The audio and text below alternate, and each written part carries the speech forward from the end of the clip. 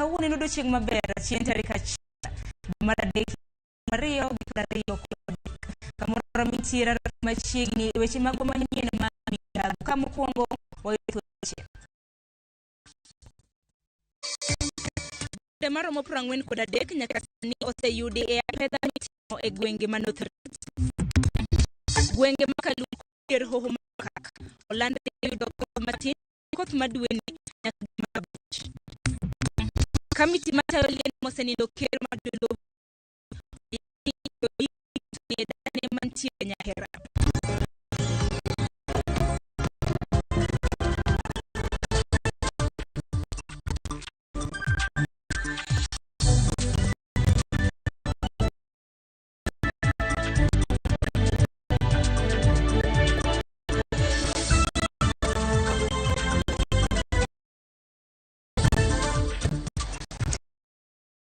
moro mintiere machiegni e weche giko mar chendo makama kabende nyino ong'aw kodwa e lai magwa mag ote machokare chiel nono mbui mar Facebook didowa achiel kwacha weche mag Migago wadhi nyaka e kaunti ni loso yuto dwaro somo ne jomoko kane en mana yuto ma onyalo loso godo mwandu Ndunde Ambetsa manaweyo sikul loso yuto mare koa e scrap motiyo godo e loso sufrechni mabende ouso Judith Omondi gi mathoth kata beni kainja form 3 Joseph Ndu weyo mano ketho ngima nodonjo e ohanda swara e boma Nairobi ko otwore kod osipene ne ochako gi loso mokethore gino mane omakel kuom kaka bende duto ma yuaye tim tengeneza masufuria, tengeneza nyungu, tengeneza pan, tengeneza karai, tengeneza vijiko. Hata naweza tengeneza kitu yote tu bora mtu akuja na sambo ile kitu anataka na tengeneza. Kwa sababu hii ni kazi ya ujuzi. Nilienda Uganda kama 1998 nikaenda kujifunza. So nilimaliza Uganda vizuri. So nikaonelea vizuri nirudi nyumbani nyari kazi nyumbani. Ambetsa nyo scrap go kwa kumjo halama usogi ka mabeyo modhi loso godo sufuria maber. Chumbe gi gichwako malokre pipi kaito bang'e githedho gi mondo mi gibed sufuria magidwaro ka gitiyo kod kuoyo kod box mar bao. Natumia material ya aluminium ile Texas blocks pistons natumia naenda scrap na nunua alafu tunarudi tukishalete tunaweka kwa boiler una boil kisha chemuka inakuwa kama maji unafanya kitu inaitwa molding una set ile kitu unataka kama ni sufuria kama ni nyungu una set unachemsha hiyo chuma alafu unamwaga ndani cha mwaga inachukua dakika 5 imepoa imeundwa imetoka ile kitu unataka kama ni sufuria imekuwa sufuria kama ni karai imekuwa karai sufuria chinigi loso wacho ni budho kendo kethre piyo kabende uso gi e bei mopogore kendo moyweyo chakre sings 300 kod beach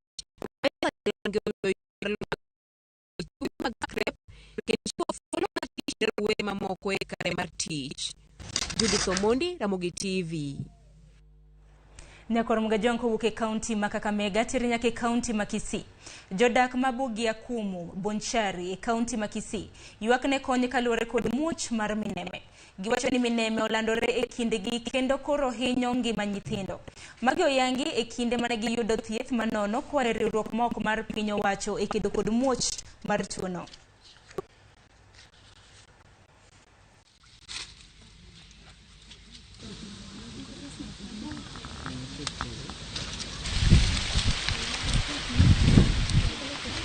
Nasema ni asante, mnakuja kutusaidia mtawavaa dawa. Nashukuru. Nakuwa tunasumbuka hiyo dudu inakuwa natusumbua sana. Huwa sisi tunatembea around katika vijiji kuona hali ya watu vile ambao wanaishi na tunapeana elimu ambayo kuwasaidia kutoka kwa hasa kwa ile uchafu ambao wanaendelea kuishi naye, kama vile nyumba inaonekana kwa chafu, wao wenyewe hawaogi vizuri, na vile vitu ambao wanatumia kwa kulala hawasafisi hiyo vitu. Yote ndio yanachangia hiyo wadudu kuingia katika miilini mwao. So we them, and then from there we educate them on what they're supposed to do so that they can control the problem. Number one, of course, are things that can help them to maintain their personal hygiene, like, they need the soap. Some of them they don't have. And another bigger challenge, most of them are saying, they don't have enough food. And if someone does not have enough food, that is going to affect them, even their health-wise. We as Equip Africa Institute, we have decided with all the students that we are going to do this thing and to ensure that in this community we are going to eradicate all the jiggers from community members who are suffering from this. Jonko uke kaunti makisia tiri nyaka weche matimore kaunti makisumo kama nyaka gisani jopur mag nianga tuak kod tend kambi marego sukari mano machemilil ewi gope ma osebedo kindegi kanyakla kod ngur mamoko gisanya kod mgejiwanga daro tudra chiel kachiel gi jafombo wadwa Millicent Adhiambo kanitiere kaunti makisumo mar mondo mi ochiunwa ler makamano. Millicent, kinyalo mna winjo yo makara musini misawa nyaka chop sani bende jopur oselos godo hinya kaluore kod ngur mabende gintiere godo kanyakla kod gope mabende kambi marego sukari mar Chemelil ntiere godo. Ero kamano inya Sharon, achiel ka achiel kwa wuok e dho factory ma Chemelil, kuma bende romo makamano mise yango ne oganda, mane bedo e kind jotelo mowuok e piny owacho mamalo, bede jotelo mabende oni piny kaendi kod jotelo mag jopur, kaachiel kod jopur giwegi, dhi e nyimendro mabende koko ya chako chien kanyo, ka bende twak manitiere en twak motenore kod weche mabende jopur osebedo kakadhie, kotenore kod midhiero mopogore opogore mamono pur e alwora ni dongore kaka owinjore. Wan kaendi gi wuok e office mar jatatije ma Chemelil factory kaendi, jotelo kod jopur mabende wadwa losogo kotenore kod twak makamae mondo gilenwa ni to romo makawuono ni endi bende nitiere geno ne jopur, to en kaka achiel kuom jogo mawuok e office mar jatatije en ang'o magi chano timo mondo mi weche pur malwora ni endi oyud loth kata olodhi kaka ne en chon, mondo ganda onyal yuto odongre giwegi kaka ne gitimo e ndalo machon. Machiegni nyakwara Mogajwang, abro chako kodi kaka achiel kuom jotelo mag jopur makae, king'iyo na kamera kata mondo nyisa ni romo makawuono ni endi uchopo kanade, to ang'o gini ma utwak e wiye kaendi kotenore kod weche pur malwora ni. Erokamano an Ezekiah Omenda, an achiel kuom jotelo mag jopur ma Chemelil Sugar Factory. Gimomiyo wan kaka kawuono wabiro ka mondo walos wach Chemelil mosebedo ka chandowa ndalo mokadho gi chiegni ni. Chemelil MD marwa ng'ato noteri court mowacho ni koro konego bedi ang'o e tich. Mancho miyo tich ong'ikore kabisa, nikech jopur nowacho ni MD ni osetiyo matek e ndalo mokadho gi, momiyo Chemelil koro nen kama nitie makata mar pur areas mag jo Chemelil mano kochako go koro nyo osetieko. Notieko nyaka forward sales sama nobiro ni 2017, notieko nyaka gope mane nitie ka chon, mano golo from past MDs makoro nyegi rumo. Koro one wabedo gi buok kwa poni en koro ng'ato tere e court, ng'an mabe wakia ni eto represent jomage ni koro chunge mondo kik otim nade, kik oti. Mano miyo jopur owacho ni koro gikel niang' nyaka giwinj wach mar ang'owa mar Gabriel Nyangweso mocho chung ka gitimore nade gikia. To kawuono wasewuoyo gi management, wasewuoyo gi farmers, kawuono wan e bura mogik ma wawacho ni wadwari mondo Chemelil otim nade oti, sama warito wach court verdict, nikech court to koro wangego gi kaka wanyalo wacho wachne, nikech en e court to wang'eyo ni court biro keto the good verdict with the defense madwarore. Wan wadwaro kawuono gimi wabet ka wadwaro ni Chemelil ochak yudo niang', Chemelil oti kaka anjo ti ang'owa chon. Be wakwa management acting MD miluongo ni Mrs. Kotonya obedie ni kochudo to chul jopur mokwongo, ochul transporters, then koro oti gi workers, nikech workers be jowa. But gima duong' mogik jafwambo en ni wadwaro ni Chemelil otim nade oti. Erokamano, Kabiro Iri, as a leader from the national level, you can just tell us a little about the problems that farmers around this area are facing, and what are your plans or your input concerning this? So there are some debt that was not paid to the Kenya from 2021-2022. What can you say about that? Start with your name. Kwa majina mimi naitwa Thomas Choge. Mimi ni mwakilishi wa kulima katika eneo hili, na nikiwa katika national office ikiwa Kenya National Federation of Sugar and Farmers. Sisi kwa kulima na kulima maneno yale shida tumekuwa katika sugar industry. Tumekuwa na mambo mengi, tumekuwa na shida nyingi katika sugar industry. Wakulima wametabika sana kwa sababu iko madeni mingi ambaye ilibaki. Tunaita arrears. Wakati transition hiyo serikali ilichokuwa inatoka ilitoa 40% na 60% bado haijalipwa. Sasa shida ile wakulima walio nayo mingi sana ni maneno ya pesa, malipo, na ili malipo iwe kampuni iendelee mzuri bila kuwa na the smooth running of the company. Inatakana kama serikali wanaangalia namna ya kusaidia ili kampuni iendeshwe kwa njia kilicho bora sana. Na wakulima shida yetu ni kwamba kama sisi tunalipwa the produce which we produce, ile miwa ambaye tunatoa, miwa ambaye tunapeana ishagwe, tulipwe. Na tukilipwa sisi hatuna maneno, wakulima sisi hatuna maneno mingi. Management kazi yao ni kupewa kusimamia kazi ya ushagaji wa miwa, alafu mkulima sisi tupate haki yetu. Asante sana. Machiegni kaka japur, machiegni.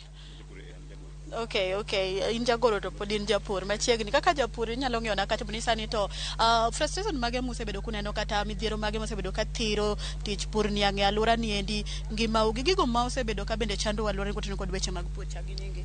Wawa makni. An Anthony Otieno Gonda, ajapur ma Luala kata net Chemelil ward. Shida mwaneno japur tiyo matek, to kosetiyo matek to yudo ka sa chudo kochopo to pesa lewe company beda arrears. Mar ariyo, nderni makara waka ing'ado pesa wa mag niang says to kosedhi e council to pesa go chak duog mondo losnwa yore. Koro yore madhi e puothe minyalo kaw go niang onge. Kwayo machielo mwakwayo sirikal manyalo konyowago, ka ginyalo konyowa gi soft loan mondo jopur oyudi, mondo giyud kaka gipuro go niang maber, nikech ka pesa oseleo puothe go kaka ichak iloso gi onge, nikech pesa moleo ne monego bed giloso gi, koro duoko production piny. Erokamano nya kaka jagoro machiegni. Erokamano. Awacho kaka jagoro mar jopur iluongo ni Kalebo Dhiambo Chieng', jagoro mar jopur ka jakom mar Reto Mianka.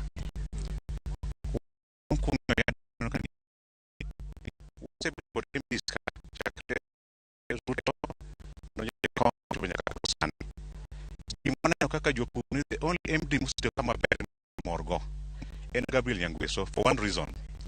No biro ka koyudo pesa kata mana matin. Sane jini ke pesa fukege tiro nyalo di school onge jama kayo sukari super mure ka interest mar joma tindo mo kaw jubiro kamora chiel. Gimo me wahera nya kendo kaka jopur kana odonjo ka nong'iyo use maricho makelo chandruok ne Chemelil. Chemelil suffer for a very long time. To kana donjo ka in 2015 ose handle gigo maricho makelo achiel kuomgi quality jopur ani romre e mbele Nyangweso mar jopur morgo kabisa. Wach mar corruption kikan utiko corruption dieko. Wach mar adek mutieko en wach mar cartels osebedo kanego kambi nikech gibiro ke radio e media to ogpin mogik wach maduong' tiyo no wach mar nucleus mondo chung mor de kendo salimo kich kidhi e nucleus ni yo puro rinya puro ni ng'ato di puro mo en jopur ng'eyo interest mondo ka ok wang'eyo to to wan kaka jopur waramo kendo wadagi ni weso ni manya kinwa nyaka to gikel niang to kane wayiere ndi wa respect weche mag court kendo weche mag court go nyaka wa respect court sama porito weche mag court go wayie kelo niang chemelil mondo nyithindo dhi mbele gi somo jopur yudo pesa gi matin ka makawuono ka ng'adi nyalo wacho ang'o mu ugeno ni owuoge romo ni madhi konyo jopur makawuono ni mondo no timre kawuono ni jopur wawiere gi jopur yie wakia kelo niang chemelil jeblo dhi girego ka warito report mabro wuok sirikal ruling koro jopur loso ka mondo yie okel niang chakre kawuono kiny makata an ma ni lo chakrego ka wachiko itwa mondo uroko bedie. Thank you so much. I'll come to you. Okay, as a transporter. Okay. Awacho dholuo. Ana ne dwaro nyango gwa. Ana jakom mar transporter maka. Kanyo ne wach nyo chakore. Nok wang'e ni en wach kut kata wachango. Mana kwero transporters ni ok onyal kelo niang'. Kok wang'e ni ng'ana mabiro chulowa. Nyo wasebedo piny gi MD. Acting MD nyo bedo go. Manyo wuoyo manyo sechako chulowa kendo nyo sechulowa. Transport ni wadonge one weekend. Koro sani ngiso transporters duto. Wadoge tich was normal. Kapod kod dhi mbele. Nyasaye dhi konyowa mondo wane ng'wang' yo mwadhigo. To wadwaro ni kwasedhi to koro chak wala kola kera niang' kaka nyichwa kero niang' pile. Ni mar chudo ni kaka kare. Sani mafuta nitie kambi kacha no sekel. Makwa transporters waduto manyalo winja kar moche ni dalo moche we tich. Gimanyo kaka gimanyo to gikel mondo wanwang' konyruok e factory ka kaka pile. Erokamano. As one of the officials from the management, you can just tell us the things that you've discussed and what you are planning to put in place so that the problems that farmers are facing can come to an end. Yeah. My name is Joseph Kilu, and I'm the acting head of factory. But today I'm standing in for the interim managing director, Madam Jacqueline Kotonya. She went to Nairobi for an official meeting at the Ministry of Agriculture. Now, I can say that the company is continuing with the measures that it had in place to make sure that we continue getting raw material, that is cane, and we continue paying the farmers, the transporters, and the cane cutters. And with the direction of the immediate acting head of acting managing director, Gabriel Nyagweso, who judged the day, that will continue paying farmers as a priority at any given time. And for that reason, in the first few weeks, we have been able to maintain that. And we have paid the cane up to the week ending 19th of February. That is to the farmers and to the transporters.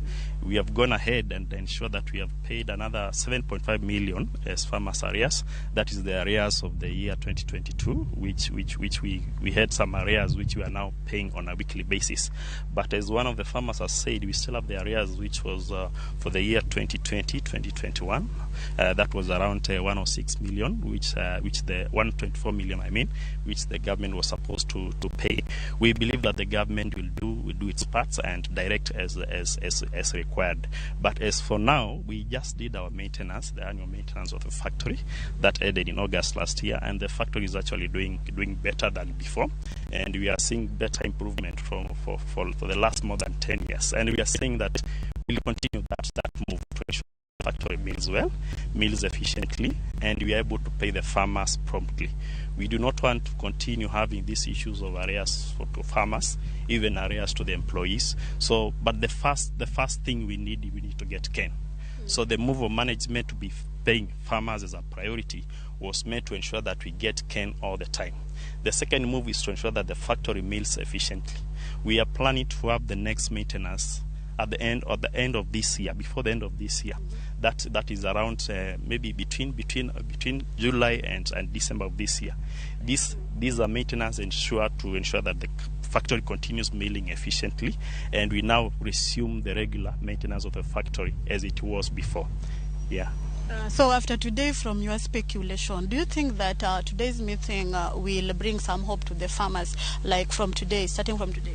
Yes, we are hoping the right information will be taken to farmers. They have been getting some information which has not been official, but today we want to release the official information that the continuation of the payment of farmers promptly will be the case of the factory, and that is the position of the management of Chemelil Sugar Company. Thank you so much. Yeah.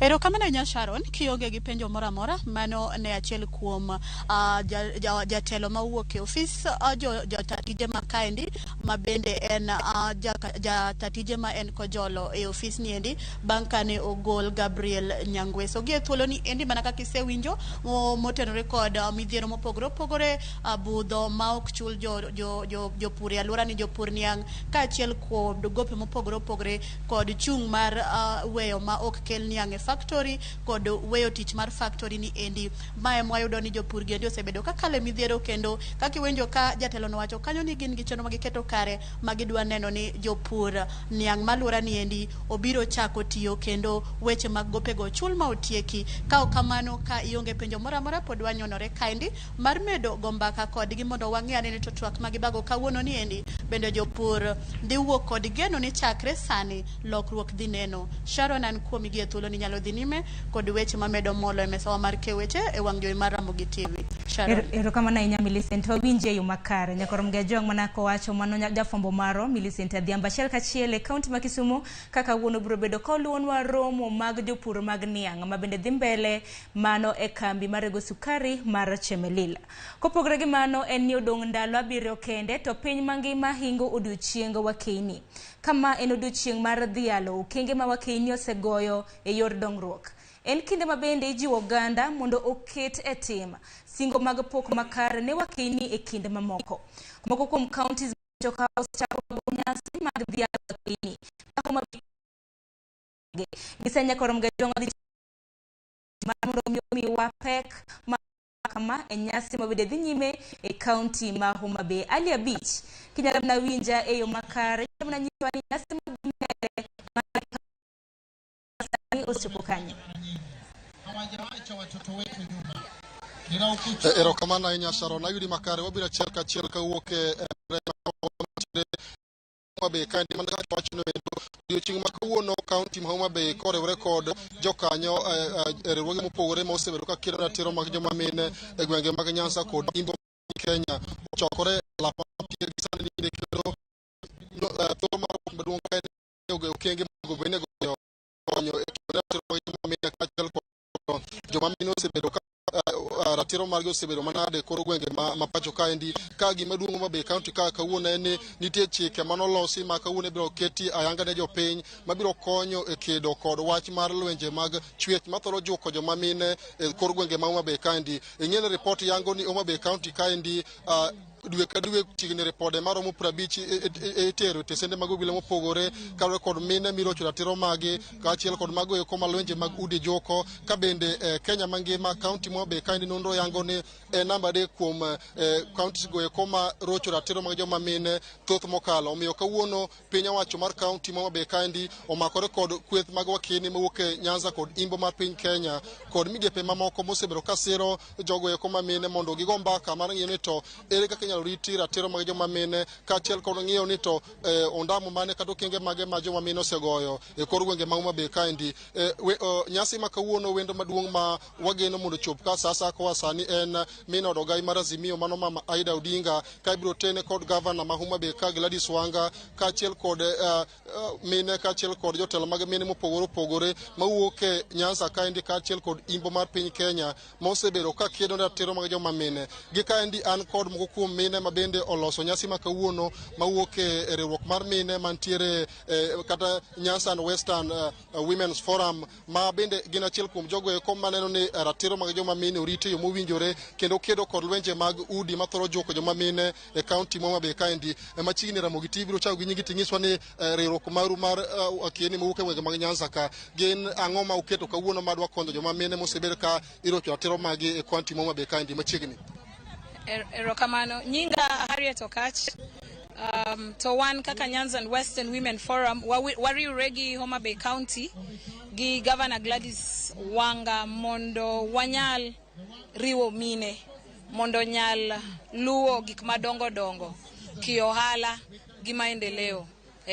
Koro kawuono gi Weche Innovations, gibo riuregi jo UN Women, gin gi joma luongre ni African African Guarantee Fund, gingi dada mais under Stanbic Bank, gingi ABSA, mabesani chako weche mine, women in business, wangi Plan International, wangi AMREF, wangi Jomatimo, GBV funding, yeah. Lakini maduong ainya en watch International Women's Day, togi watch mani Homa Bay, county mokuongo, Nyanza, yero ngama miyo mondo chungnegi kaka governor.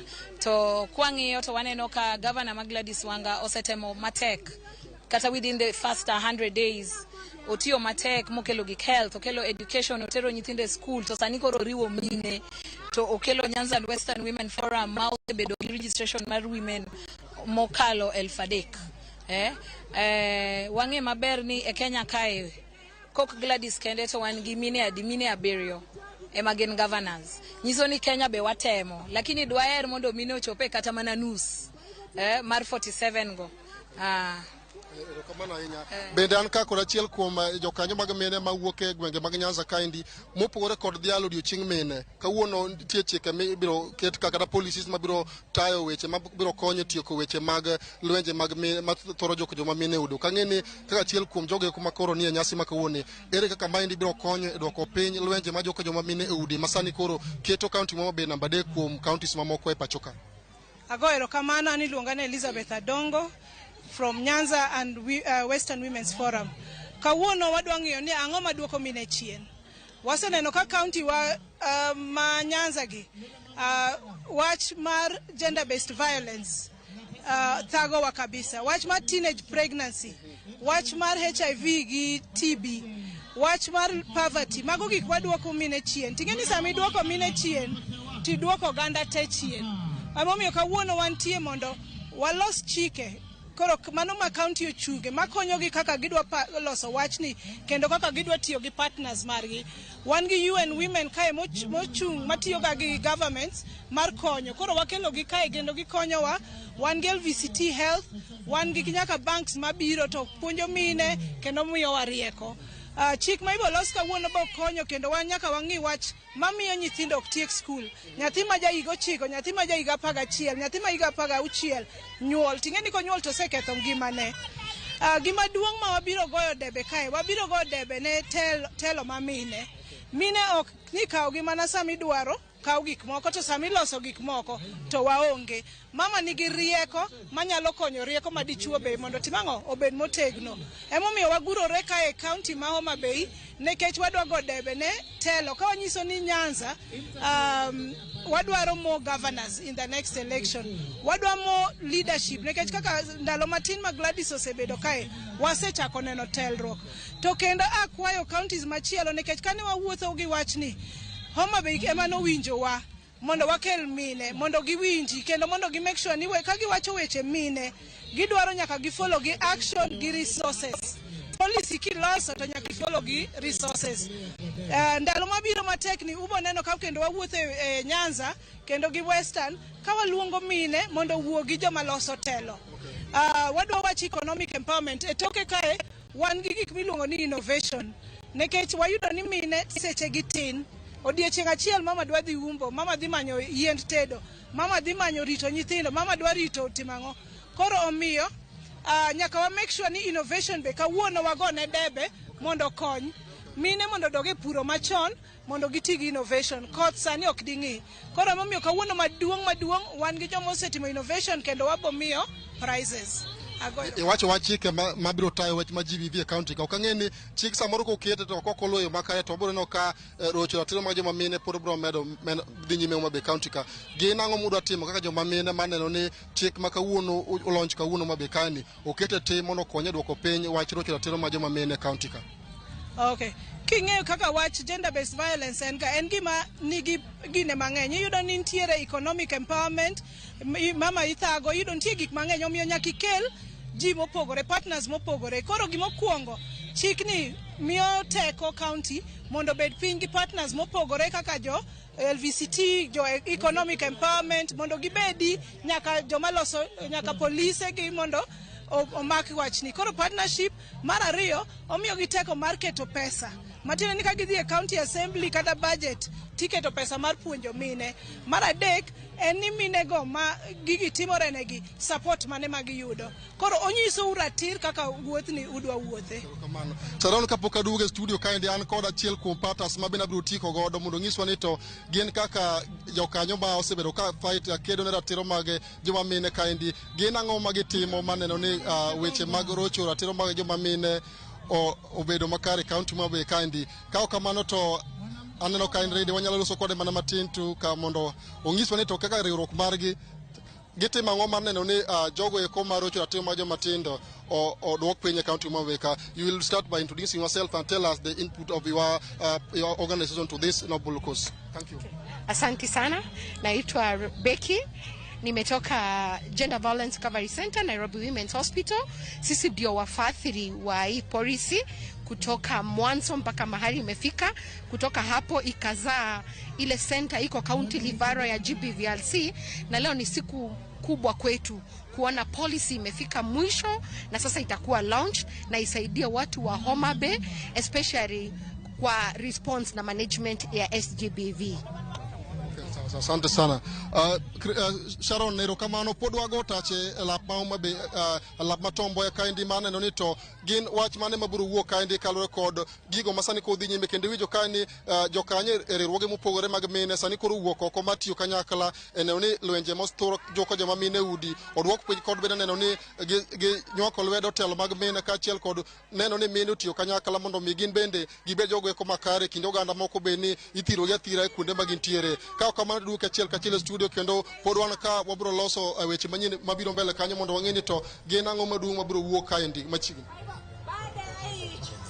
Erokamano inyali abicho winje yo makare nyakoro mge jwango par ni odiochienga dhialo odiochienga wakeini odong mana ndalo 7 ka bende en odiochienga ma oja hinga piny mangima chieng' tarik 8 mar dwe mar 3. Wagoni erokamano inyali abich kuombago twak makamano koko manyakoro mge jwanga ano kanyo kwa dakika osekadho 31 tok saa 7 mar odiochieng'.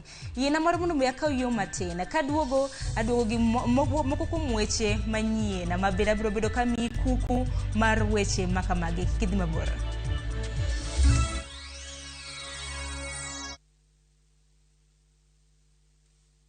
Raundi ya tindi kwa tigara botaka imenyasai maiga. Hosori enyira nainde embo kigima. Wa? Biore. Nasai mbia na chorete. Hakino mbogo boli mbaigwana ina boliga. Hozimba ta getinya tichi.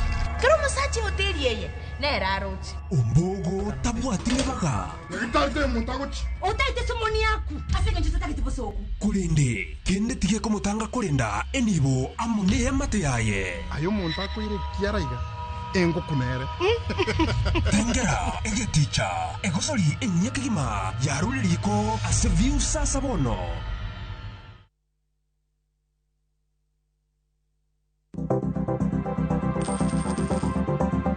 Mondo mi ikungo menda e yo mayot kendo yo mowinjore, onego ibed kod paro mar kungo dwe ka dwe, juma ka juma, kata odiochieng' kodiochieng'.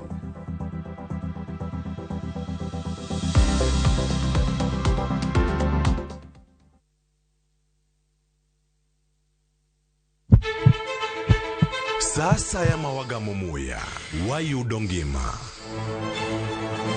Sasa ya mawayudo rieko, wareso ngima ng'ato. Ductus arteriosus onego beni lorore, foramen oval onego beni lorore. Penj laktar, kelo ng'eyo matut, gero ganda gi puonj, mok inyal yudo kumora mora mag weche thieth. Diwacho ni gima koyud chon, tinyalo thiedhe ma ng'ato chang chuth. Kabisa. Or ote machuok gi penjo, moluore gi weche thieth. Tudri kodwa e nambani, kata inyalo ywa tole nambani. Riuri kod Ruth Otieno, wuok tich nyaka tich abich, saa 12 odhiambo, mana e Ramogi TV.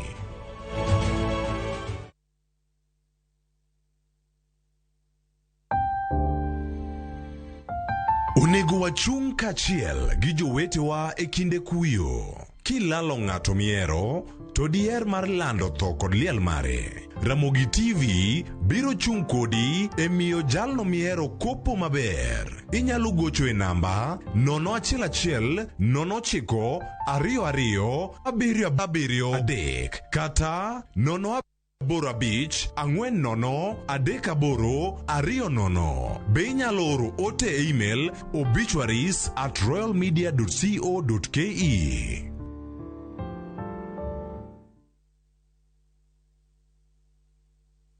Weche manyien muoch pile ka pile, kumora mora kendo samora mora. Anyalo rito mondo anene kata asome, kata anyalo bedo e kind joma kele. Gi simba mar smartphone, Citizen Digital en reporter mar jopiny. Seche mantie wach motuch maparo ni nyalo moro oganda.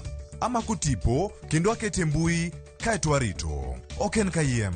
Ka oyier report mara, abiro yudo Sh1,000 kendo sigana mandiko ibiro ketie kidieny mar Wananchi Reporting e Citizen Digital App. Kik ibed mana janeno mar wach matuch. Bede kind joma kuongo lande. Download the Citizen Digital App mondo iketi sigana mindiko e Wananchi Reporting kawuono. Citizen Digital App en namba 1 e keyo weche manyien.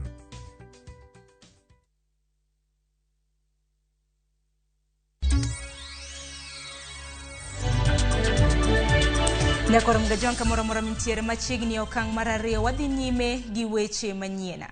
Okinde mag manen jatend Migago mochung'ne weche mag arita kwe Fred Matiang'i ochiwo ler kaluwore kod weche mosebedo kaliekre pachoka ni Matiang'i ne oluchore kowuok e pachoka kendo dhi e pinje maoko. Kochiwo ler makamano kokale oboke ma ochwe koke.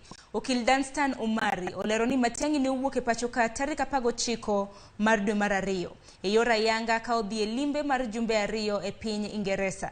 Omari olero ni Matiang'i ne odhi ng'iyo weche mag familia mare kendo biro duogo e pachoka mar dhi nyime gi chenro mage kaka ja-Kenya. Okil Danstan Omari olero ni motelo ne wuok mare e pachoka.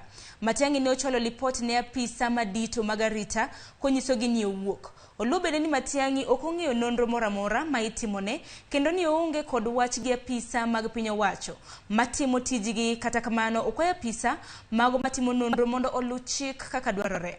Okwayo ute fwambo mapachoka mondo chwal lendo makare kendo kik giyie ti kodgi kod joma ni kod dwaro mopondo. Mano mar njao nying mane en jatend Migago mar arita Fred Matiang'i.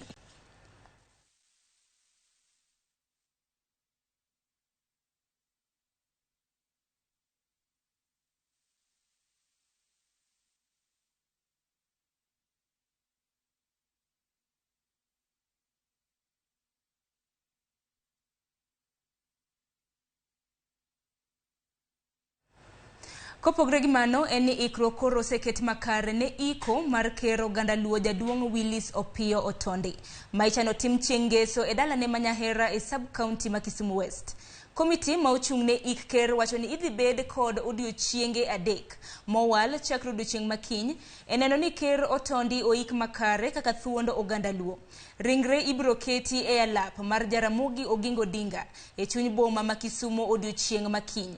Eka chieng' tich abich ibiro timne nyasi mar luo kitgi kod timbege e dalane mantiere Nyahera kama jodongo mowuok e dhoudi ma opogore biro yuoro.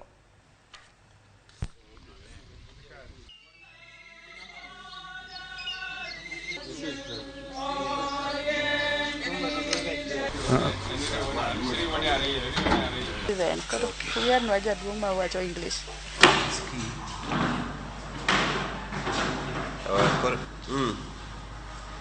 Karibu. Gibiro kwayo tich ang'wen tarik 2 dwe mar 3 ibiro gol body mar ker kowuok kaka kan mochari tibiro tere achiel kachiel nyaka alap mar Ramogi Oginga Odinga Sports Center machon nong'ere kaka sports ground.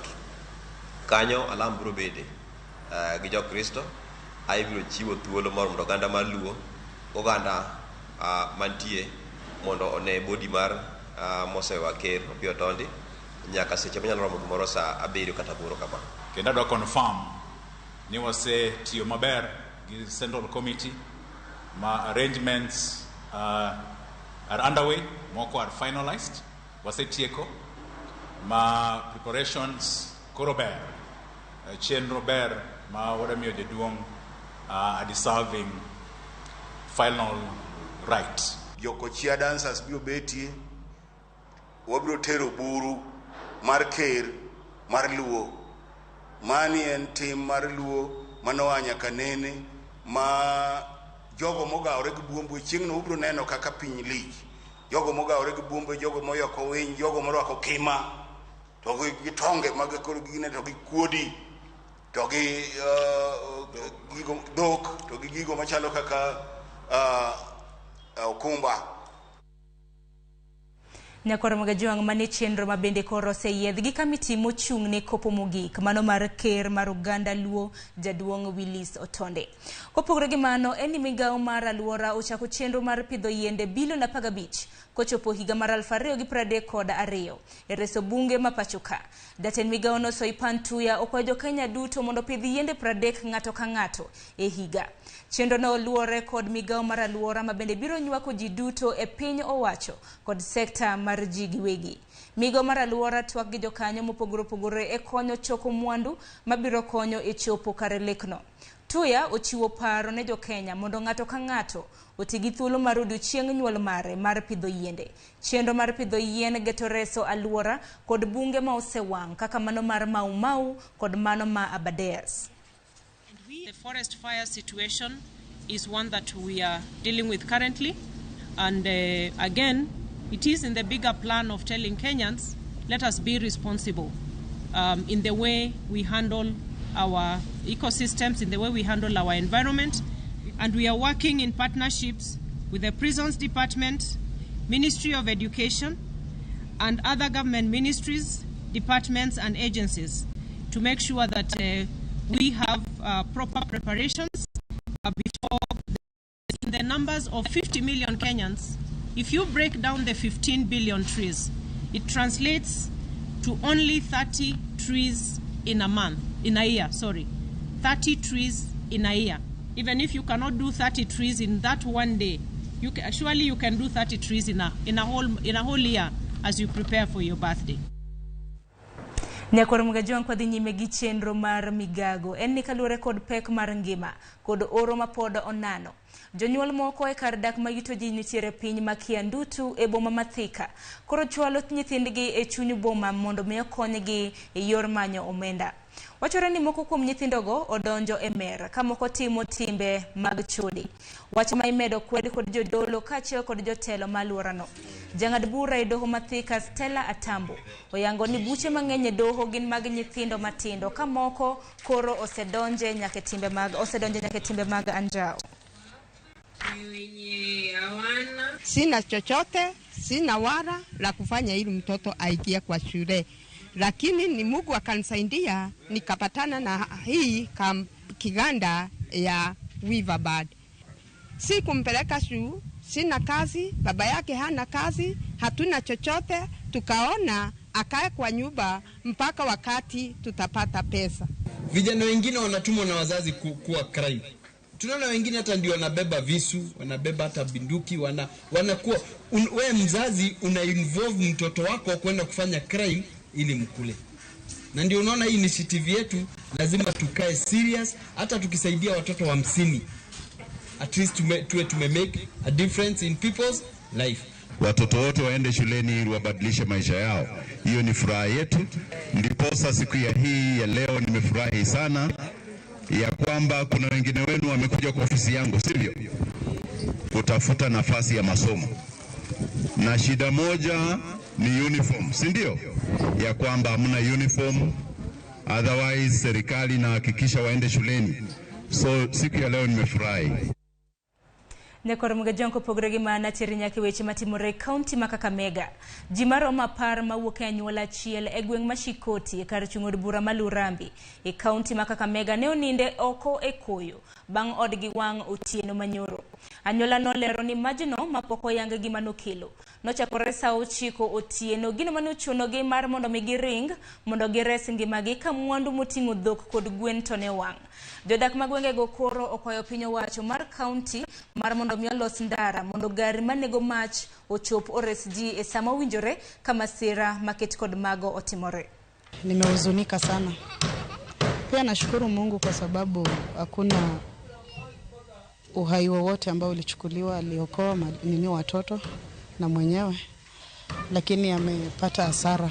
Moto ilianza usiku kitu saa 9 Hapo niliamuka nikapata moto imeshika, ilianzia chini kule nyuma kwenye baba makuku.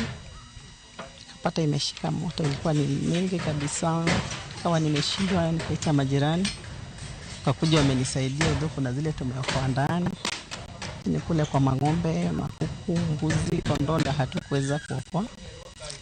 Ndio chanzo cha moto sijajua kabisa. Njia ziwe pana ili kwamba aina hii moto linapoingia liwe na urahisi kufika kule ambapo mkazo umetokea. Nyakora mugajonko uke kaunti makakamega atiri nyaka e kaunti Manande. Jomane tulo mahiga mar alfaro koda biro Weche gi kaunti Manande. Dwaro mar mondo mi piny owacho omigi tije mane osingnegi. Jodak go malo 1013 wacho ni giserito tijego kuom thuolo mar higni 15 nyaka ne gidar. Ka gimedo ni bedo ni gionge tije osemedo pek mar ngima magi. Gikwayo jatend piny William Ruto ochop singo mane oketnegi mar miyo gi tije mag bero ngimagi.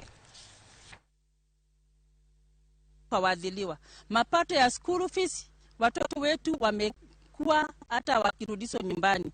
Pia hata waliosoma ambao tumejikaza, wazazi wamejikaza, watoto wamesoma na hawana hata mahali hata kikazi hawana.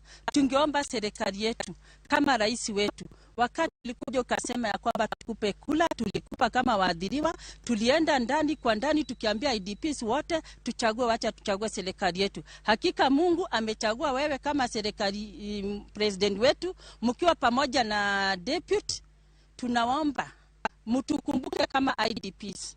Sisi hatupewi na tunataka kuanja. Hatujui ni kitu gani nategana. Alafu watoto wetu ya kazi. Sisi rais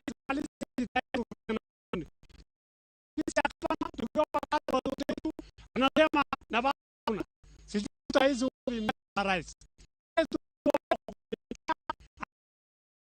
Mahali uko rais wetu, kwa upendo mwingi tunaomba ili ukaweze kusaidia sisi kama waadhiriwa tupate hizo pesa zetu ili tuweze kuamsha elimu ya maisha ya watoto wetu, hata nasi pia.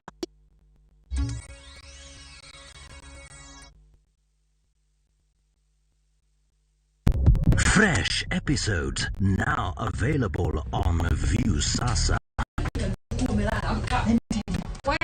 In Asali Chungu. Kagure will do anything to be in charge of her new home. Your wish is my command. There is so much entertainment on View Sasa.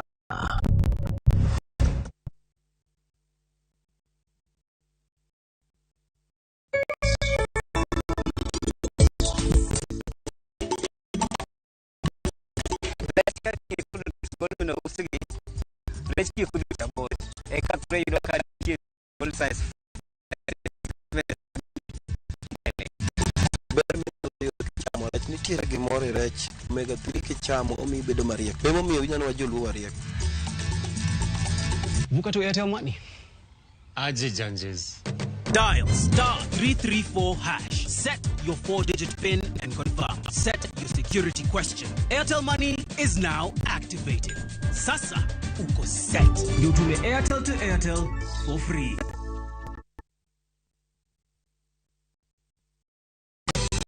Bila wewe Yesu mimi siwezi. Bila wewe Yesu mimi siwezi.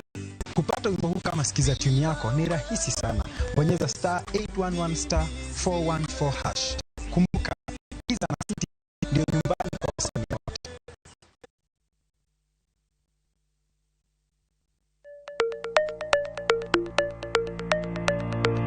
Luasi marohala osebedo kalokore. Keto mwandu bende osekao yore manyasani. To ginang'o manyaka ing'e kapok ichako ohala? Kuonde mage minyalo kete mwandu? Ramogi biro yango ni ohala kaka itimo kod yore mag keto mwandu.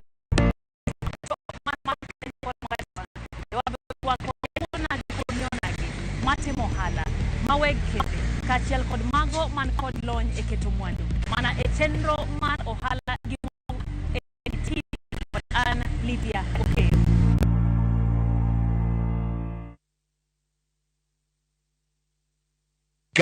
Kaende na shabiki.com. Jijenge na shilingi 1500 guaranteed kila wiki kwa kucheza Kaende Jackpot. Shiriki kwa kutumia 50 bob pekee na ujipe nafasi ya kushinda 500k kwa kupredict kwa kutuma neno 29063. Hata kusipokuwa na mshindi wa all the 13, yule atakayepata wa juu zaidi anapewa the 5 kila wiki guarantee. Not for persons under the LB number 416.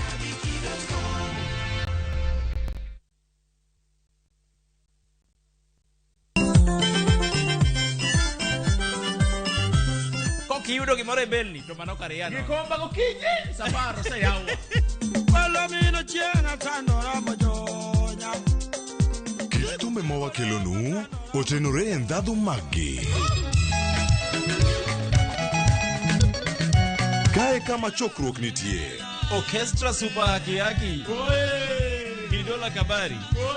Wabiro. Chakre Orutu, nyaka Wangla, nyaka Benga, Budho mara Tiporiti.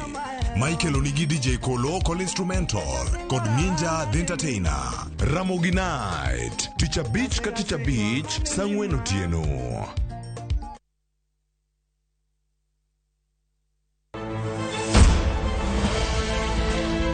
En dweche auchiel, nyaka ne ocham muma kaka gavana ma Homa Bay. Honorable Gladys Atieno Nyasuna Wanga. Singo mage mane oketo ne oganda jo Homa Bay. Kidwaro yath osiptal na mondoriti factory mare. To bende singo gi jopiny oseneno. To mana kidhi friji malo e kinyalo yudo kama wakane rech ni nokethore to Wanga ema noloso nuwago. Tudri kod Walter Nyambaga ka odayo dho Governor Gladys Wanga kendo okenge ma osegoyo e telo mare kod rem manitie. Tich Ang'wen, sa 1 otieno kod sa 3 otieno. Mana e Ramogi TV. Kik bai.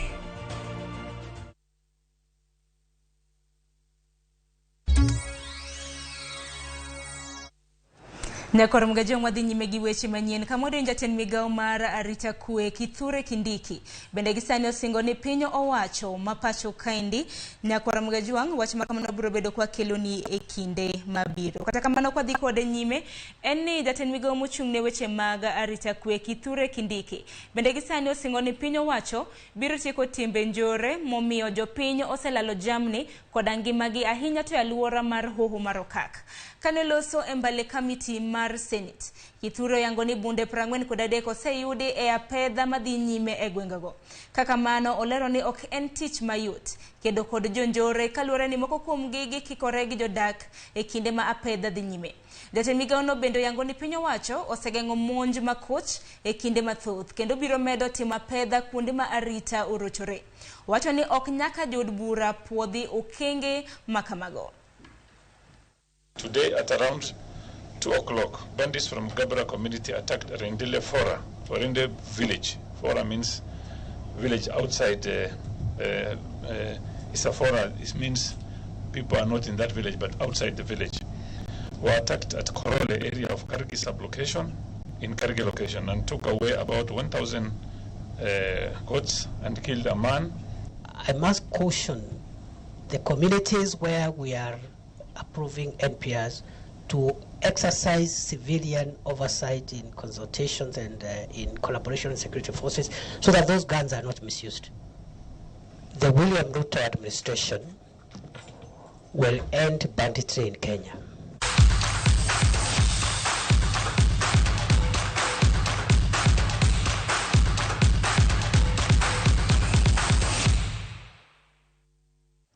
Kwadonje weche mag tuke eni joloch nyadi uchiele e tuke mag FA Cup e piny Ingeresa. Manchester City noloyo klab mar Bristol City gonde 3-0 e alap ma West Country otieno manyoro.